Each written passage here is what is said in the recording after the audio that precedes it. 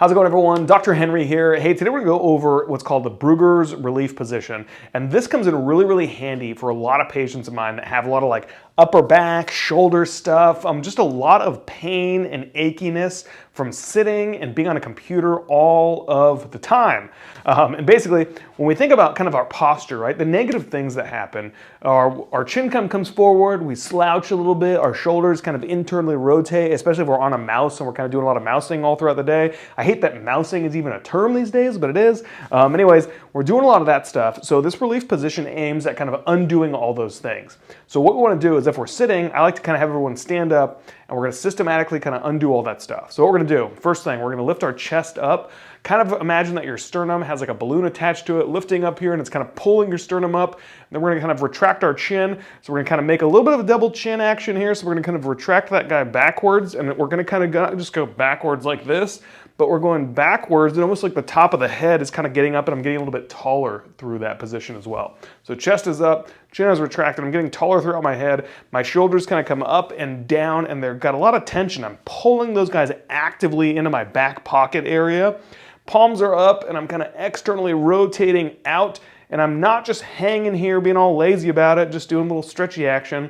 I'm actually creating a lot of tension throughout my body, and I'm holding and I'm maintaining that tension. You need that tension because you're doing all the other stuff with the posture, so now we're kind of really getting and pulling a lot of tension through it a little bit. We can do a little bit more with this guy if we use a band. The super band. Love my super bands. So what we're gonna do is we're gonna add a super band into this. So we're gonna kind of redo this again. Our chest comes up, our chin gets retracted, we get a little taller through the top of the head, shoulders come up and down, we externally rotate, and this time I'm using some resistance in a band, and I'm pulling out here. And this is great because it really hits part of my rotator cuff on my shoulders, and I treat a lot of people that have some thoracic outlet syndrome stuff, that have some nerve kind of stuff, that have even just mild fascial pain that like radiates down the arm, causes some numbness and some tingling into the fingertips while they're working on a computer. So these types of things come in really, really handy. I don't like people to necessarily get bound up into like how many sets and reps to do and how often to do it. I think about how often to do it, like have some sort of micro break every 20 minutes or so if you're sitting for long periods of time.